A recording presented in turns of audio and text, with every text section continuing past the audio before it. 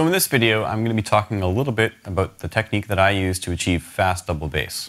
Now it's not quite heel up and it's not quite heel down, and for this reason it's called the flat foot technique.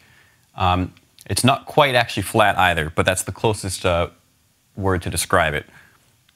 Now the front half of my foot is always on the footboard, and then the back half, or my heel, is closer to the floor. Now as you can see, it's almost like half my feet are on and half my feet are off.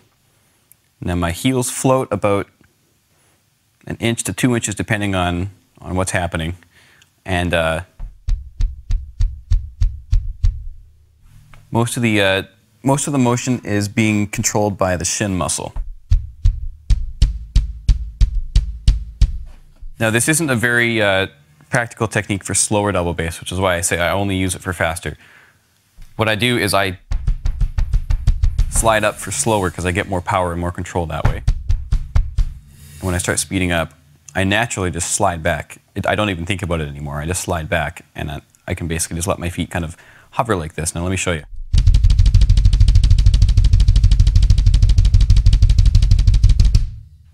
So as you can see, it's never quite heel down and it's not quite heel up. It basically just hovers. This is kind of the motion here.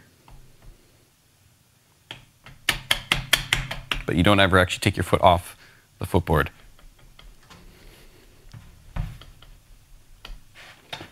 Now this can be practiced quite well without pedals, just by sitting here at home or at school or at the coffee shop or wherever you are. Just going like this. This is the basic motion. Now we don't want to do heel up. It's not heel down. We're kind of pivoting on the ball of our foot there. And then it's controlled and it's really, really nice. Basically, once you master this technique, or at least get a good grasp on it, it's really easy just to kind of glide through parts. As long as you keep account of where you're at and you know where your feet are at all times, it's really, really easy. So I'm going to go through another run here.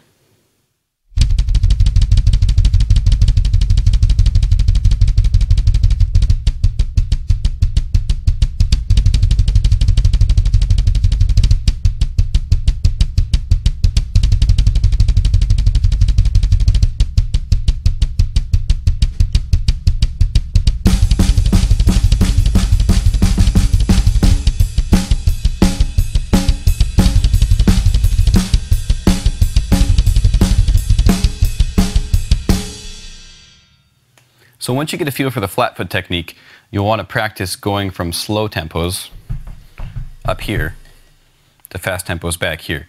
Now the transition can kind of screw you up sometimes because it'll sometimes generate what is also called the slide technique.